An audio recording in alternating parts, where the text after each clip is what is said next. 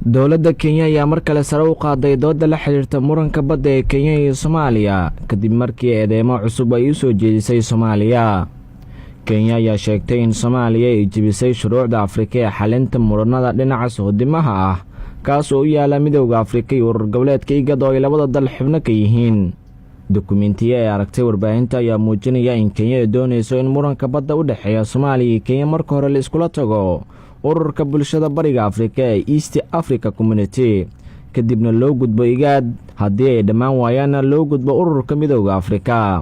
Kenya waxay sheegtay in Soomaaliya ay garab martay dhammaan habraacyada kiisaska dacwadaha sohodimada ee bad iyo beri iyadoo dacwadeeda ku bilowday halka ugu sareysa oo ah maxkamadda The Hague ama ICJ. Su'aalaha ku xusan dukumeentiyadaas oo ay Kenya hayso waxaa ka mid ah ICJ ma tahay goobta xallin karta khilaafka badda ee Kenya iyo Soomaaliya?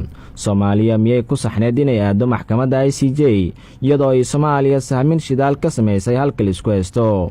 Waa maxay sababta aysan xalka ugu raadin xeerka sohodimaha ee Midowga Afrika? Miyuusan urur goboleedka IGAD ahayn bedel kale oo Soomaaliya dacwadeeda ay u gudbin kartay? Waa sida ay u qorneed su'aalaha ay Kenya la soo shirtagtay ee ku xusan dukumeentiyada cusub ay soo wado. Kenya waxaa kale oo ay sheegtay in Soomaaliya ay ku ciyaartay xeerarka Midowga Afrika kiis kala dhexeeya Kenyana ay geysay maxkamad ku taala Yurub iyada oo la heli karo hannaan dhexdhexaad ah dhaqanka Afrika isla markaana lagu heshiin karo.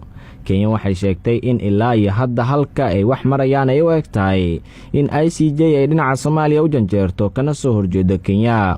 Waxay dowladda Kenya soo jeedinaysaa in kiiskan uu noqdo mid lagu xalliyo walaalnimo danaha Kenya iyo Soomaaliya ay yihiin kuwa si guud iyo si gaar ah isugu xiran.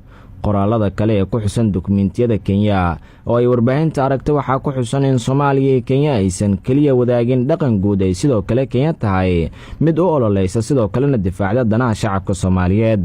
Waxaa kale oo dukumeentiyada ku qoran in Kenya ay doorbidayso xeerka qaramada midoobay ee xalinta muranada badaha kaas oo dhigaya in marka hore dalalka isu haysta ay soo wada hadlaan. Yaxye Maxamuud Maxamed, warbaahinta Mustaqbal, Muqdisho.